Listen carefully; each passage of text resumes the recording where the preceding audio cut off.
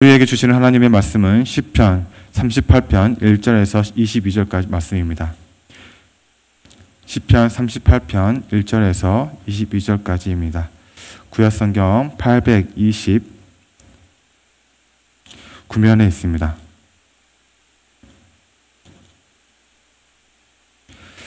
시편 38편 1절부터 22절까지 제가 봉독해 올리겠습니다.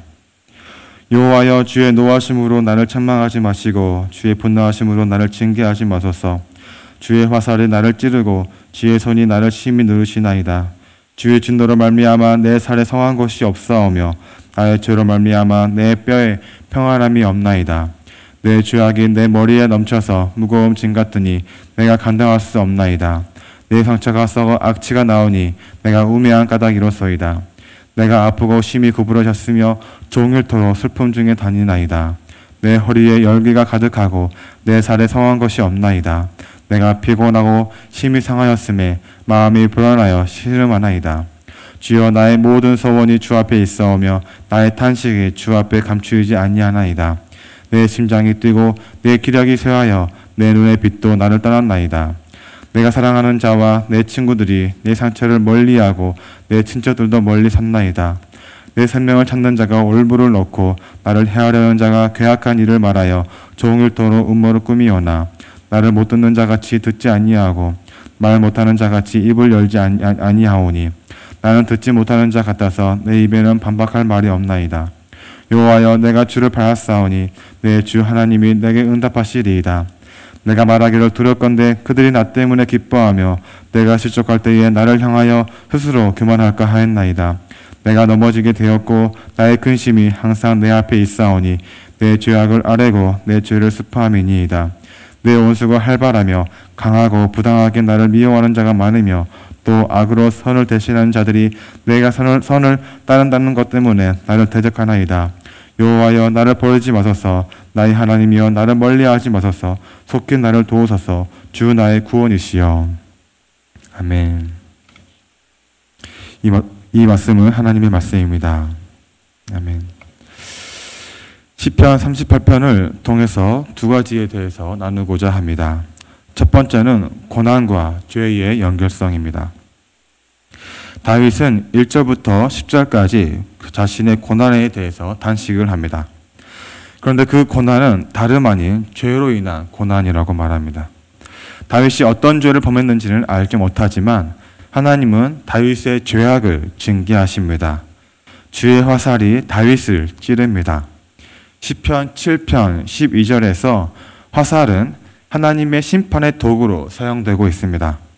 그래서 화살이 다윗을 찔렀다는 것은 하나님께서 다윗을 죄로 인해서 징계하셨다는 것을 의미합니다.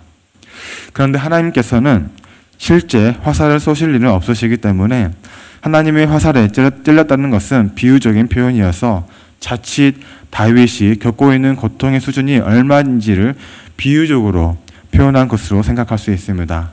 그러나 이후 다윗의 고백과 표현은 그저 상징적이지만은 않습니다. 주의 손이 나를 심히 눌렀으며 그 결과 피부가 상한 것이 없게 되었고 고통은 더욱 심화되어 살에서 뼈로 옮겨갑니다 라고 고백합니다. 다윗의 이러한 표현과 고백은 너무 사실적이고 구체적이어서 하나님의 실제적인 징계가 임했다는 사실을 알 수 있습니다. 지금 다윗은 실제로 하나님께 징계를 받고 있는 것입니다. 다윗이 대체 무슨 죄를 얼마나 지었길래 주의 손이 이토록 다윗을 짓누르며 징계하는 것일까 궁금합니다. 그런데 그런 궁금증이 4절을 읽으며 해소됩니다. 다윗은 자신이 지었던 죄악의 무게가 무거운 짐 같아서 다윗 자신이 감당할 수 없을 만큼이라고 고백합니다. 이 시편을 다윗이 언제 기록했는지는 모르지만 만약 다윗이 자신의 부하인 우리아에게서 바스바를 빼앗은 후에 우리아를 죽였던 그 사건 이후에 기록한 것이라면 다윗이 지었던 죄악의 무게는 다윗이 감당할 수 없는 것이 분명합니다. 부하의 아내와 또한 간통을 저지르고 그것도 모자라서 자신의 충신을 죽을 수밖에 없는 사지로 의도적으로 내몰아 죽게 한 것은 분명 한 인간이 감당하기 어려운 죄임이 틀림없습니다. 그러나 설령 본 시편이 바세바 사건 이전에 기록한 것이라고 할지라도 죄의 삭슨 사막이라는 그 진리의 말씀을 기억할 때 다윗이 지은 죄의 명목이 무엇이든지 간에 그 죄 역시 다윗이 감당하기 어려운 것은 틀림없습니다. 다윗은 자신이 지은 죄의 결과를 감당할 수 없다고 울부짖습니다. 인류 최악의 살인자 가인 역시 동생 아벨을 죽인 이후에 내 죄벌이 지기가 너무 무거우니이다 라고 울부짖기도 하였습니다. 인간은 죄를 지을 수 있지만 죄의 결과는 인간이 결코 감당할 수 있는 것은 아닙니다. 그것이 인간이 지니고 있는 모순이며 한계입니다. 또한 하나님 앞에서 청결하고 깨끗한 양심을 가지기 위해 평생을 노력했던 다윗의 인생을 떠올릴 때 내 죄악이 내 머리에 넘쳐서 무거운 짐 같다라는 이 4절의 고백은 다윗이 실제 엄청난 죄를 지었다고 생각할 수도 있지만 오히려 그 반대의 경우일 수 있습니다. 검은색 종이에는 연필로 글씨를 써도 잘 보이지 않는 반면에 하얀색 종이에는 옅은 글씨도 선명하게 보이는 법입니다. 평범한 사람이라면 죄책감을 갖지 않고 지나칠 아주 작은 죄에 대해서도 유독 민감하게 반응했을 다윗이기 때문에 자신의 죄악이 머리에 넘쳐서 감당할 수 없는 무거운 짐처럼 되었다고 탄식할 수 있는 것입니다. 이처럼 1절에서부터 4절까지는 죄로 인한 고난을 탄식한 이후에 5절부터는 자신이 신체적으로 겪는 고통을 호소합니다. 상처가 썩어서 악취가 납니다. 몸이 심히 아파 종일토록 울부짖습니다. 허리에 통증이 가득하고 온 피부가 성한 곳이 없습니다. 신체가 건강하지 않고 병들어 푹 쉬지 못하기 때문에 종일 피곤하고 마음이 불안합니다. 다윗은 자신의 모든 소원이 주 앞에 있다고 호소합니다. 병에서 치유되고 건강해지길 소원하는 마음으로 주님께 호소합니다. 다윗이 1절에서 4절까지 죄악으로 인해 받는 고통에 대해 호소한 이후에 곧바로 이어서 5절부터 육체적 질병에 대해 호소하는 이러한 순서는 자신이 겪는 참담한 상황이 죄의 결과임을 고백하는 것입니다. 다윗은 자신의 죄악을 숨기지 않고 3절, 4절, 5절, 18절에서 죄악을 언급합니다.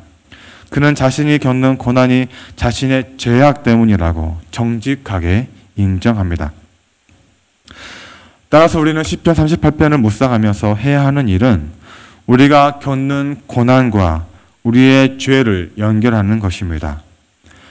고난과 죄를 연결하는 것은 논리적으로 당연한 것으로 여겨지지만 사실상 내 자신에게 적용시키기란 그렇게 쉬운 것은 아닙니다. 자신의 죄가 누군가에 의해서 지적당하는 것은 그리 유쾌한 경험은 아닙니다. 우리는 본질상 죄를 드러내고 회개하기보다 숨기기를 더 선호합니다. 이왕이면 죄가 지적당하지 않고 드러나지 않고 넘어가길 바랍니다. 그래서 고난과 죄를 연결하는 것은 말처럼 쉬운 것은 아닙니다. 우리는 고난을 겪을 때에 그 고난이 죄의 결과라고 하기보다는 우연의 산물이길 바랍니다. 혹은 자신을 연단하기 위한 고난이라고 여기길 선호합니다. 죄의 결과로 고난을 받는 것이 아니라 더 크게 쓰임받기 위해 연단받는 과정 중에 겪는 고난이라고 치부해 버리곤 합니다. 그것이 우리가 더 원하고 더 선호하는 방식입니다. 이러한 우리의 죄된 성향으로 인해 우리가 겪는 고난을 우리가 지었던 죄와 연결시키는 것은 쉬운 것은 아닙니다. 하지만 다윗은 자신이 겪는 고난을 연단을 위한 시간으로 여기기보다 자신의 죄악 때문임을 솔직하게 고백하고 인정하고 있습니다. 그런데 다윗이 한 사람의 평범한 백성이나 평민이 아니라 왕이라는 것을 생각할 때에 이것은 생각보다 훨씬 더 대단한 것입니다.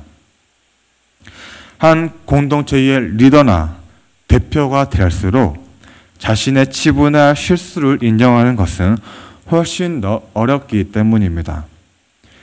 리더의 실수나 잘못이 드러나게 되면 리더의 자질을 의심받게 되고 그로 인해 리더로서의 일들을 해나가기가 매우 힘들어집니다. 그래서 실수나 잘못을 인정하기보다는 그럴 수밖에 없던 이유들을 들며 합리화하는 방식들을 택하곤 합니다. 그런데 다윗이 살았던 고대 시대에 왕은 자신의 실수나 잘못을 합리화할 필요도 없습니다.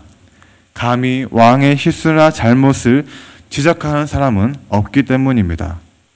실수나 잘못을 지적하는 신하가 없기 때문에 죄를 인정할 필요도 없고 합리화할 필요도 없습니다. 왕이었던 다윗이 자신의 잘못을 인정하지 않고 모른 척 한다고 해서 그것을 문제 삼거나 지적하는 신하는 아마 없을 것입니다. 그런데도 다윗은 자신의 죄와 잘못을 드러내고 인정합니다. 이것은 다윗이 백성을 다스리는 왕이라는 그 정체성뿐만 아니라 하나님 앞에서 한 사람의 성도라는 그 정체성을 잃지 않았기 때문에 가능한 것입니다.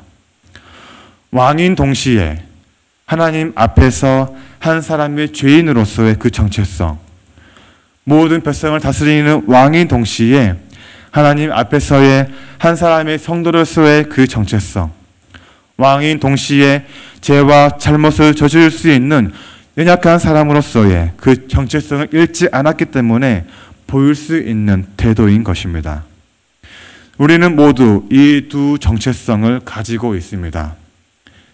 우리는 누군가의 자녀이지만 또 누군가의 부모이기도 합니다. 우리는 누군가의 제자인 동시에 누군가의 스승이기도 합니다. 한 사회의 공동체의 일원인 동시에 특정 그룹의 리더나 대표가 되기도 합니다. 우리는 부모로서, 스승으로서, 리더나 대표로서 잘못을 인정하려 하기보다 잘못을 감추고 인정하지 않고 싶어 합니다. 사실 그것은 매우 어려운 일이기도 합니다. 하지만 부모나 스승이나 대표나 리더로서가 아니라 하나님 앞에서의 한 사람의 성도임을 기억할 때에 하나님 앞에서의 한 사람의 죄인으로서 죄와 잘못을 지을 수 있는 연약한 사람으로서의 그 정체성을 우리가 잃지 않을 때만이 우리는 우리의 죄나 잘못을 인정할 수 있게 되어집니다. 왕으로서가 아닌 하나님 앞에 서 있는 한 사람의 성도로서 자신의 죄와 잘못을 인정했던 다윗처럼 우리도 하나님 앞에 서 있는 한 사람의 성도로서 자신의 잘못을 돌아보고 인정할 수 있는 다윗이 되길 주님의 이름으로 소망합니다. 시편 38편을 묵상할 때에 두 번째로 묵상해야 될 주제는 다윗이 자신의 죄악으로 인해 겪는 고난들은 다름 아닌 예수 그리스도께서 우리의 죄로 인해 겪으신 고난을 보여주는 것입니다. 다윗은 자신의 죄악으로 인해 하나님께 징계를 받았습니다. 이것은 곧 예수 그리스도께서 우리의 죄악으로 인해 받으실 그 고난을 미리 보여주는 것입니다. 다윗은 자신의 죄악으로 인해 고난을 겪었지만 예수 그리스도는 자신의 죄가 아닌데도 마치 자신이 죄를 지은 사람처럼 죄가 낳은 모든 비극을 당하셨습니다. 죄의 저주를 모두 담당하신 결과 3절 말씀인 주의 진노로 말미암아 내 살에 성한 것이 없사오며 나의 죄로 말미암아 내 뼈에 평안함이 없나이다 라는 그 다윗의 탄식이 바로 주님의 탄식이 되었습니다. 다윗이 4절에서 부르짖었던 것처럼 다윗은 인류 역사상 가장 영적이고 위대한 신앙인이었지만 그런 다윗조차 죄를 감당하기에는 역부족이었습니다. 죄는 다윗이 감당하기에 너무 무거운 것처럼 인간은 결코 죄를 감당할 수 없습니다. 그것이 바로 하나님께서 인간이 되셔서 이 땅으로 오신 이유입니다. 하나님이신 주님은 이 땅으로 오셔서 우리의 모든 연약함을 감당하셨습니다. 우리의 모든 죄를 감당하시고 죄인 취급을 받으심으로 시편 38편의 말씀을 그대로 성취하셨습니다. 다윗이 21절, 22절에서 나를 버리지 말고 나를 멀리하지 말아달라고 호소합니다. 다윗은 하나님께 자신을 고통 속에 버려두지 말아달라고, 고통 때문에 죽어가는 자신을 그대로 내버려 두지 말아달라고 호소합니다. 자신을 멸시하는 자들에게 맡겨두지 말고 대적의 비난에서 건져달라고 속히 나를 도우시고 구원해 달라고 호소합니다. 다윗은 하나님께 호소하며 부르짖습니다. 다윗의 이러한 호소는 장차 오셔서 다윗의 모든 죄를 대신 짊어지실 예수 그리스도의 대속이 전제되어 있습니다. 주님께서 다윗의 모든 죄를 대속하셨기 때문에 다윗의 호소가 유효한 것입니다. 예수 그리스도께서 이루신 속죄 사역으로 인해 다윗이 구원을 간구하며 호소할 수 있는 것처럼 예수 그리스도께서 이루신 그 속죄 사역으로 인해 우리 성도 역시 주님께 호소할 수 있으며 주님께 우리를 구원해 달라고 기도하며 우리의 주님께서 구원하실 것을 확신할 수 있는 것입니다. 다윗의 호소가 주님의 대속으로 인해 가능한 것처럼 우리가 드리는 모든 기도는 주님의 대속 때문에 가능한 것입니다.